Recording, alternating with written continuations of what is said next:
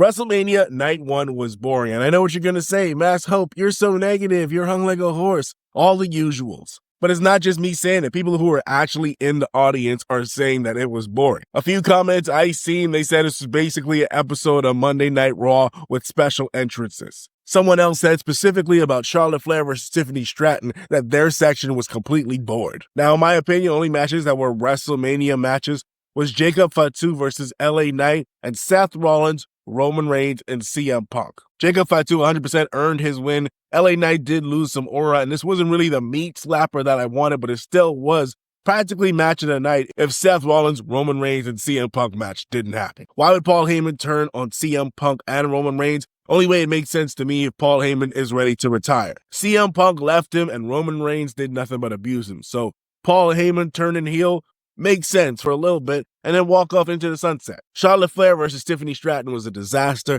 A ton of botched moves. Tiffany Stratton even had her tooth chipped. I just don't think they were on the same page, and I feel like Charlotte Flair may not have it anymore. And of course, Ric Flair out here tweeting that was match of the night. Not even close. Chad Gable versus Rey Fenix.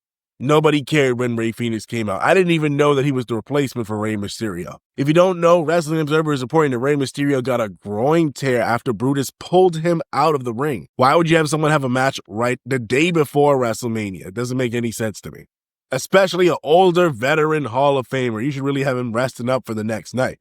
Naomi versus Jade, it was nothing special about that. This was just a Raw match. It didn't even feel like a grudge match. There was nothing crazy going on here. Should have been some weapons involved or trying to hurt each other, basically, in a safe way. New Day versus War Raiders. New Day cemented themselves as GOAT status. I just hope that they could make these championships feel special again, because the War Raiders definitely weren't doing it. And Jey Uso kicking off the night, beating Gunther. It didn't feel like a WrestleMania match, and Jey Uso got 16,000 dislikes on his YouTube video of him winning. I'm not against Jey Uso winning the title because Gunther's championship reign was boring. But again, this does not feel like a grudge match. It does not feel like he was facing off against somebody who just bloodied his brother in the ring a couple weeks ago.